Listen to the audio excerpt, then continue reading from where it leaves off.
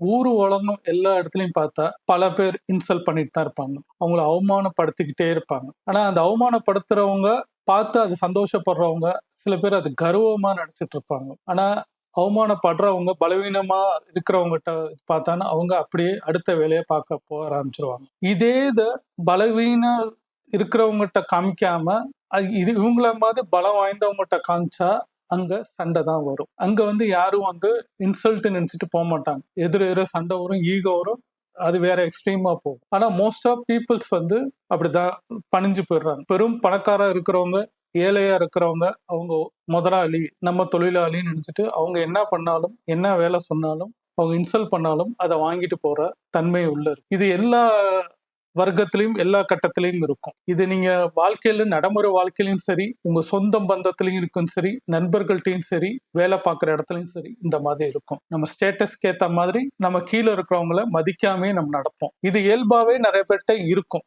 நான் யாரு, என்னை பார்த்து எல்லாரும் உட்கார மாட்டாங்க, பயப்படுவாங்க. என்கிட்ட காரு பங்களா இருக்கு, என் தாத்தா அப்படி இருந்தாங்க, எங்க அப்பா அப்படி இருந்தாங்க, நான் அப்படி இருந்தேன். 3 தலைமுறையா இருக்கு. அப்ப 3 தலைமுறையா அவங்க அப்படித்தான் இருந்திருக்காங்க. இவங்கள பார்த்து பயந்தவங்க 3 தலைமுறையா அப்படிதான் இருந்திருக்கிறாங்க. பெரிய பெரிய ஜமீன்தார் இருக்கிறவங்க எல்லாம் அப்படித்தான் இருக்கிறாங்க. ஏன் இப்படி நடக்குது? இதுக்கு ஒரு கதை வடிவத்துல அவங்க சொல்லணும்னு நினைக்கிறேன். புத்திசத்துலயும் சொல்லியிருக்கிறாங்க, நீங்க நிறைய கதையில வீடியோல கேட்டுக்கலாம். சேம் தான். பெரும் பணக்காரர் ஒருத்தர் இருக்கிறார் ஒரு கிராமத்துல. அவரு பேரும் புகழோட இருக்கிறாரு, செல்வத்துல பெரும் முதலாளியா இருக்கிறாரு, பல தொழில் வர்க்கம் பண்றாரு, எல்லாத்துலயும் ஜெயிச்சுட்டு சக்சஸ் ஆன பர்சனா இருக்கிறாரு. அவர் ஊர்ல இருக்கவங்க அத்தனை பேருக்கும் உதவி பண்றாரு. அவரை பார்த்தா பயபக்தியோட நின்னு அவர்கிட்ட பேசுறாங்க. அவர் உட்கார்ந்துருந்தா யாரும் அவர் பக்கத்துல உட்காராம மரியாதை கொடுக்கறாங்க. அவர் எங்க போனாலும் அவரை பார்த்து கையெடுத்தும் கும்பிடுறாங்க. அவர் எந்த இதுக்கும் குறை இல்லாம கேட்கறவங்களுக்கு எல்லாம் உதவி பண்றாரு, எல்லாம் இருக்கு. ஆனா அவரை பார்த்தா பயபக்தியோட கை கட்டி நிக்கிற மாதிரி எல்லா ஊரும். இந்த செல்வந்தருக்கு ஒரு குணம் இருக்கு. இந்த காலட்சேபம் பண்றவங்க, உபநயாசம் பண்றவங்க ஏதாவது சொன்னாங்கன்னா அங்க போய் கேட்கிற ஆளு. நிறைய இடத்துல போய் அவரு அந்த உபதேசம் நின்று கேட்டுட்டு வருவார் உட்காந்து. அது மாதிரி பக்கத்து ஊர்ல ஒருத்தர் பண்றாரு, நல்லா இருக்குன்னு கேள்விப்பட்டவனே இவரு போறாரு. அங்க போனவனே அவரை பார்த்து பேசிட்டு அவர் கேட்கறத அந்த உபதேசம் கேட்டு முடிச்சவனே அவர்கிட்ட பேசுறாரு. ஐயா, எனக்கு ரொம்ப சந்தோஷம், உங்க இதை நான் கேட்டேன், எனக்கு ரொம்ப திருப்தியா இருக்கு, நிச்சயமா நான் அந்த இதெல்லாம் கடைபிடிக்கிறேன் அப்படின்றப்ப இப்ப அடுத்த ஒரு கேள்வி உங்ககிட்ட கேட்க வேண்டியிருக்கியா அப்படின்றாரு. கேளுங்க, என்கிட்ட பேரு புகழ் இருக்கு, பணம் காசு எல்லாமே இருக்கு, என்னை எல்லாரும் மதிப்பாங்க, எல்லாம் இருக்கு. ஆனா வாழ்க்கையில ஏதாவது ஒரு சூழ்நிலை எனக்கு இதாச்சுன்னா, பணம் பேரு புகழ் இல்லாம இன்சல்ட் யாராவது பண்றாங்க, இல்ல என்னை ஏதாவது பண்ணாங்கன்னா அது எப்படி ஹேண்டில் பண்றதுன்னு ஒரு கேள்வி கேட்கிறாரு. அந்த பணம் இல்லைன்னா என்னை எப்படி நடத்துவாங்க, மக்கள் எப்படி இருப்பாங்க, எனக்கு அந்த ஒரு மனசுல தோணிக்கிட்டு இருக்கு, இதை எனக்கு விளக்கம் சொல்ல முடியுமான்னு அவர் கேட்கிறாரு. அப்ப அவர் சொல்றாரு, நான் உங்க ஊருக்கு வரேன், ஒரு 10 நாள் உபன்யாசம் பண்றேன், காலட்சேபம் மாதிரி பண்றேன், அப்ப இந்த கதையை பத்தி உங்களுக்கு நான் சொல்றேன், உங்களுக்கு தெரியும் அப்படின்றாரு. உடனே இந்த பெரும் பணக்காரர் செல்வந்தர் ஊருக்கு போய் அவர் வர வேண்டியதுக்கு எல்லாத்தையும் ஹெட் பண்றாரு. ஊர்ல இருக்காங்க அத்தனை பேர்ட்டையும் சொல்றாரு. ஒரு திருவிழா மாதிரி நடத்துறாரு. ஸ்டேஜ் மாதிரி ஏற்பாடு பண்ணி மக்கள் எல்லாம் வர வச்சு அவங்களுக்கு வேண்டிய உணவு எல்லாத்தையுமே கொடுத்து வசதியா அதை ஆரம்பிக்கிறார். இவர் அந்த ஸ்டேஜ்ல 2 சேர் போட்டிருக்கிறாரு. பெரும் சேர் அந்த வரவருக்கும் இவருக்கு ஒரு சேரும் போட்டு உட்காந்துருக்காங்க. வந்தோடனே உபன்யாசம் பண்ண அந்த குருவை கூப்பிட்டோடனே, வாங்க, இதான் என் ஊர் மக்கள், நீங்க இது சொல்லணும், வழிகாட்டியா இருக்கணும் அப்படின்ட்டாரு. வந்தோடனே அவங்க உட்கார்றாங்க. உட்கார்ந்தோடனே, ஏன் இது எல்லாரும் இருக்காங்க, நீங்க இப்ப ஆரம்பிக்கலாம், ரொம்ப சந்தோஷம், நீங்க ஆரம்பிங்க அப்படின்னு சொன்னோடனே உடனே அந்த குரு என்ன சொல்றாருன்னா, நீங்க எந்திரிச்சு தள்ளி இருந்து கேளுங்க அப்படின்றாங்க. என்னன்னு கேட்கிறாரு. ஆமா, நான் சொல்றேன், நீங்க போய் நின்னு கேளுங்கன்னு ஒரு எந்திரிச்சு போய் கேட்கிறாரு. எந்திரிச்சு நிக்கிறாரு ஒரு இடத்துல, அந்த சேருக்கு பின்னாடி ஆரம்பிக்கிறாரு, பேசிக்கிட்டே இருக்கிறாரு. அவருக்கு ஒரு சங்கடமா ஒரு மாதிரியா இருக்கு, என்ன நம்மள நிக்க வச்சிருக்காங்களே அப்படின்னு சொல்லி பேசிட்டே மூடால சொல்றாரு, ஐயா, நீங்க ஒரு விஷயத்த மறந்துட்டீங்க அப்படின்றாரு. என்ன அப்படின்னு கேட்கிறாரு. என்னை நீங்க நிக்க சொன்னீங்க, நான் உட்கார சொல்லலையே அப்படின்னு கேட்கிறாரு. உங்களை நிக்க தான் சொன்னேன் தவிர வேற எதையும் நான் செய்ய சொல்ல, நில்லுங்க அப்படின்றாரு. திருப்பி காலாச்சாரம் நடக்குது. நடந்து எல்லாம் முடிஞ்சு எல்லாரும் போறாங்க. அவர் வராரு. கேள்வி கேட்கிறாரு. நீங்க காலட்சேபம் கேட்கறதுக்கான உங்களை நான் கூப்பிட்டு வந்தேன், இப்ப நீங்க இப்படி பண்ணீங்க, அப்படி நிக்க வச்சிருக்கீங்களே அப்படின்னு கேட்கிறாரு. இவர் சொன்னதை அந்த குரு எதுவுமே கேள்விப்படாத மாதிரி அவர் பாட்டுக்கு நாளைக்கு வாங்கன்னு சொல்லிட்டு கிளம்பி போறாரு. இவரு அந்த குழப்பத்திலேயே போறாரு, ஏன் இப்படி பண்ணாரு அப்படின்னு சொல்லி. போயிட்டு அடுத்த நாள் வராரு. 2வது நாள் இதே மாதிரி நடக்குது. அவர் சேர்ல உட்காராரு. நீங்க எந்திரிச்சு போய் வெளில உட்காருங்க அப்படின்னு ஏன் அப்படின்றாரு. சொல்றதை கேளுங்கன்னு சொன்ன உடனே போய் நிக்கிறாரு. அதே மாதிரி 2வது நாள் நடக்குது. எல்லாமே முடியுது. எல்லாரும் கிளம்பி போறாங்க. மக்களும் நின்னுட்டு கேட்டுருந்தவங்களும் உட்கார்ந்து கேளுங்க அப்படின்னு சொல்றாரு. இவருக்கு என்னன்னா, இவருக்கு முன்னாடி யாருமே உட்கார மாட்டாங்க. ஆனா இன்னைக்கு இவங்க எல்லாரும் உட்கார்ந்துருக்காங்க. அவர் நிக்கிறாங்க. இது மண்டையில ஒரு மாதிரியா ஓடிக்கிட்டே இருக்கு. அப்படியே இதனோட ஒரு வீட்டுக்கு 2வது நாள் முடிஞ்சு இதே கேள்வி கேட்கிறாரு. அவர் பதில் அந்த குரு சொல்லல. இவரும் எந்திரிச்சு போறாரு. வீட்டுக்கு போறாரு. அந்த செல்வந்தர் வீட்டுக்கு போனோடனே ஊர் மக்கள்லாம் கைகொட்டி சிரிக்கிற மாதிரி ஒரு பிரமையில இருக்கிறார். அசிங்கமா இருக்கு. நம்ம நிக்கிறோம். அவங்க எல்லாம் உட்கார்ந்துருக்காங்க. இப்படி நடந்ததே இல்லைன்னு சொல்லிட்டு அடுத்த நாள் என்ன ஆனாலும் பரவாயில்ல. நம்ம உட்கார்ந்து தான் இருக்கணும். அவர் சொன்னா நம்ம எந்திரிக்க கூடாதுன்னு நினைச்சிட்டு அடுத்த 3வது நாள் போறாரு. 3வது நாள் போய் உட்கார்ந்தோடனே சொல்றாரு, எந்திரிச்சு போங்க. இல்ல நான் எந்திரிக்க மாட்டேன் அப்படின்றாரு. நீங்க எந்திரிக்கலைன்னாலும் பரவாயில்ல. நான் நின்னு தான் சொல்லுவேன் அப்படின்னு சொல்லிட்டு அவர் நின்னு காலச்சவன் சொல்லிக்கிட்டே இருக்கிறார். இவருக்கு கோபம் அதிகமா வந்தோடனே அந்த இடத்த விட்டு கிளம்பி போய் அவங்க வேலையாட்களை கூப்பிட்டு இவரோட ஒரு பெரியவர் பண்றவரு உபன்யாசம் பண்றவங்க யாரையா இருந்தாலும் கூட்டிட்டு வா, கூட்டிட்டு இனிமேல் நம்ம அடுத்தது ஒண்ணு செய்வோம், அவருக்கு எதிராகவே ஒண்ணு பண்ணுவோம் அப்படின்னு அவர் சொல்றாரு. இன்னொன்னு ஊர் மக்கள்கிட்ட எல்லாம் ஒரு இது சொல்லுங்க, யாரு இதெல்லாம் பாக்குறவங்க அத்தனை பேருக்கு ஒரு தங்க காசு தரேன் அப்படின்னு சொன்னாங்க. அடுத்த நாள் நடத்துறாங்க. ஊர் மக்கள்லாம் அங்க போயிடுறாங்க. எல்லாருமே வந்தவொடனே எல்லாரும் அந்த காலச்சவன் நடக்குது. இவர் நடத்தின செல்வந்தர் நடத்தினது இவரு தனியா நடத்திட்டு இருக்கிறாரு. அங்க யாரும் இல்லை. இவரு 4வது நாள் நடத்தும் போது எல்லாரும் பண்றாரு. முடிச்ச உடனே தங்க காசு எல்லாருக்கும் கொடுக்குறாரு. இப்படி 4 நாள் 5 நாள் 6 நாள் போய் 10வது நாள் வந்தவொடனே அவருக்கு ஒரு கியூரியாசிட்டி மாதிரி அங்க என்ன நடக்குதுன்னு சொல்லிட்டு அந்த குருவை பார்க்க போறாரு. இங்க இந்த குரு இப்ப புதுசா கூட்டு வந்தவர் என்ன சொன்னாருன்னா, உங்களை மாதிரி தங்கமான மனசு இல்லை சார், நீங்க தங்க காசு கொடுத்துருக்கீங்க. ஊர் மக்களும் வாழ்த்துறாங்க. அந்த வந்த குருவும் வாழ்த்துறாரு.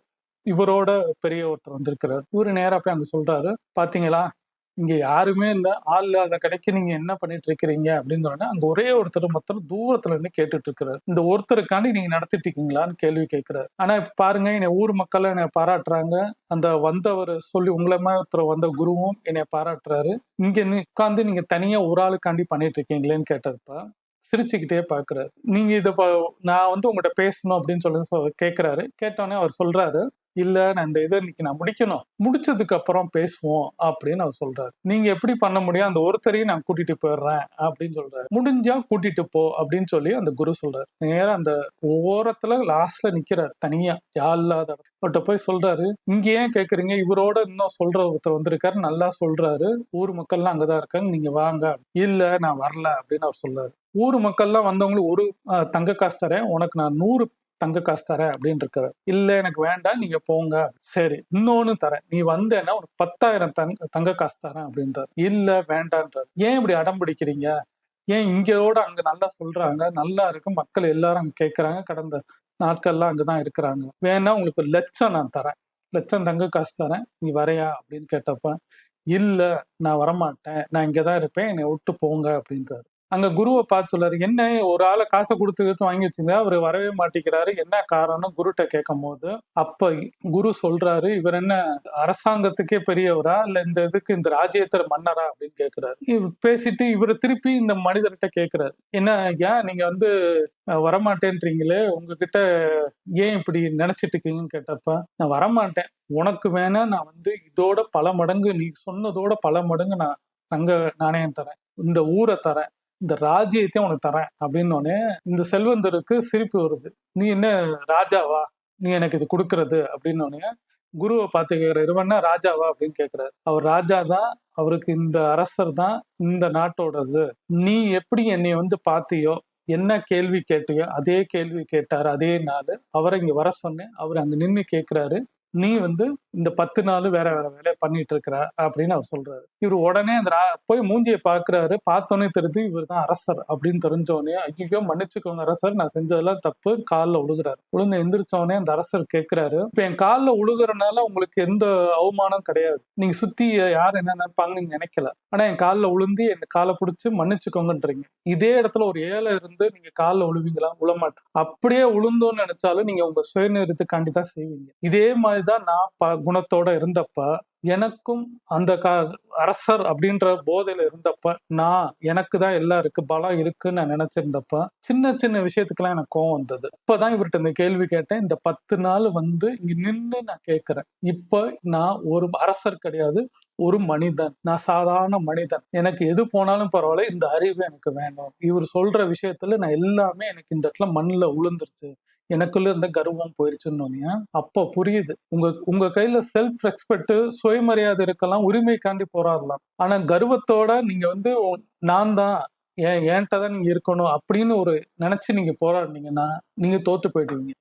எதுக்கு நம்ம இருக்கணும்ன்றத நம்ம தான் டிசைட் பண்ணணும். இந்த கதையில சொல்றது என்னன்னா, இந்த ராஜா வந்து எப்படி வந்து அவர் சொன்னதை கேட்டு நின்னு கேட்டதனால அவருக்குள்ள இருந்த அந்த தப்பான அபிப்பிராயம், நம்மளுக்குள்ள இருக்க அந்த இன்சல்ட் பண்றதே பெருசா நம்ம நினைச்சிட்டு இருக்கிறோம். ஆனா வந்து அங்க நடந்துக்கிற மெத்தடும், நம்மளுக்குள்ள இருக்கிற விஷயங்களை பார்க்கும்போது நம்ம ஒரு மனிதர், நம்ம காசு பணம்ன்றது கையில இருக்கு, ஆனா இது தவிர மனித நேயம் இருக்கு, நம்ம பார்க்க வேண்டியது நிறைய விஷயம் இருக்குன்னு அவர் புரிஞ்சுக்கிட்டனால அவர் நின்னு கேட்கிறாரு. ஆனா அந்த பெரும் பணக்காரர் என்ன நினைக்கிறாருன்னா, நம்மளை பார்த்தாலே கையெடுத்து கும்பிடுறாங்க, நம்ம பெரிய ஆளு அப்படின்னு நினைச்சிருக்காங்க. அது இல்ல, எல்லாரும் சமம் அப்படின்றது நிரூபிக்கிறதுக்காக தான் இந்த அந்த குருமாருக்கு செஞ்சிருக்கிறாங்க. அப்ப இதுல இருந்து நமக்கு என்னன்னா, ஊர் உலகத்துல நமக்கு நடக்கதான் செய்யும். சில இன்சல்ட் சில இடத்துல நடக்கும், சில விஷயங்கள் நடக்கும். அது நான் பெருசா நினைச்சு மண்டையில ஏத்தனோம்னா, இவர் மாதிரி தப்பு தப்பா யோசிச்சு இந்த 10 நாள் வேற வேற விஷயம் இவர் பண்ணிட்டாரு, இவரை பழி வாங்கணும், இந்த கூட்டிட்டு வந்ததோட இன்னும் பெருசா செய்யணும்னு சொல்லி எங்கெங்கெல்லாம் போய் லாஸ்ட்ல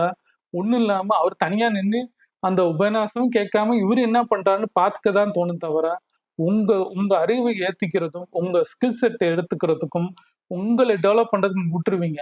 அவன் என்ன பண்றான், அது என்ன இருக்கு, அதை மண்டைக்குள்ள ஏத்தியே ஓட்டுறதுதான் சுயபூர்வமா நம்ம கிட்ட இருக்கும். பெட்டர் இந்த இன்சல்ட் நடக்கிற சில இன்சல்ட்டை மறந்துடணும், சில இன்சல்ட்டை தூர போட்டுறணும். கடுகளவு அப்படின்னு நினைச்சிட்டு நம்ம தூர போட்டு நம்ம பண்ண வேண்டிய வேலை அதிகமா இருக்கு, நம்ம பார்க்க வேண்டியது நிறைய இருக்கு, கேட்க வேண்டியது நிறைய இருக்குது, படிக்க வேண்டியது நிறைய இருக்கு, செய்ய வேண்டியது நிறைய இருக்கு. பாசிட்டிவா இருக்கணும்னு யோசிக்க மாத்திரம் போதும். எண்ணத்தை விதைச்சா நடக்கும். இதுதான் வந்துட்டு அந்த டாக்ஸிக் பீப்புள், நெகட்டிவ் தாட்ஸ்ல இருக்கிறவங்க எல்லாம் செய்யக்கூடிய ஒரு விஷயம். இன்சல்ட் ஆனா உடனே பழி வாங்குறது, ஈகோ ஆகுறது, வாழ்க்கையே தொலைச்சிருது, வேற எங்கேயோ போகுது. இது எனக்கும் நடந்திருக்கு, எல்லாருக்கும் நடந்திருக்கு. ஆனா எப்படி எடுத்துக்கிறோம், இந்த பாடத்தை எப்படி போறோம், லைஃபை எப்படி மூவ் ஆன் பண்றதுதான் நம்ம நினைக்கிறோம் தவிர, இது ஒரு பெரிய விஷயமா எடுத்து நம்ம நடந்தோம்னா இன்சல்ட் பண்ணதான் செய்வாங்க சில பேர். நம்மகிட்ட குறை இருக்குன்னு நினைச்சிட்டு அவங்க பண்றாங்க. ஆனா அவங்கதான் நிறையவே இல்லாம குறையான மனிதர்கள். நம்ம கிட்ட எல்லாமே இருக்கு, நீ பண்றியான்ற இந்த காதுல வாங்கிட்டு இந்த காதுல விட்டு நம்ம வேலையை பார்த்தோம்னாலே ஜெயிக்க முடியும். சில விஷயங்களை மனசுக்குள்ள ஏத்தாம நம்ம நடந்தா வாழ்க்கை எல்லார் மாதிரியும் நம்மளும் ஜெயிக்க முடியும். அந்த குரு சொன்ன மாதிரி அந்த ராஜா நம்மளுக்கு எப்படி வந்து நான் ஒரு மனிதன் அப்படின்றத நினைச்சாரோ அதே மாதிரி வாழ்க்கையில போக முடியும். யோசிச்சு பாருங்க, நீங்க எந்த நிலைமையில இருக்கீங்க, என்ன செஞ்சுட்டு இருக்கீங்க, என்ன சுச்சுவேஷன்ல இருக்கிறீங்கன்றதை யோசிச்சீங்கன்னா ஒரு தெளிவு கிடைக்கும். இந்த வீடியோ மூலம் தெளிவு கிடைச்சிச்சுன்னா எனக்கு ரொம்ப சந்தோஷம். இது மாதிரி நான் மேலும் வீடியோ பண்றதுக்கு நீங்க சப்ஸ்கிரைப் பண்ணுங்க, நிறைய பேத்துக்கு ஷேர் பண்ணுங்க, உங்க ஃப்ரெண்ட்ஸ் அண்ட் ரிலேட்டிவ் ஷேர் பண்ணுங்க, லைக் பண்ணீங்கன்னா ரெக்கமெண்டேஷன்ல போகும். ரெக்கமெண்டேஷன்ல போச்சுன்னா நிறைய பேருக்கு இந்த வீடியோ ஷோ ஆறனால என் சேனல்ல மேலும் டெவலப் ஆகிறதுக்கு வழிகள் இருக்கும். நீங்க லைக் பண்ணுங்க ஃப்ரெண்ட்ஸ். தேங்க்யூ.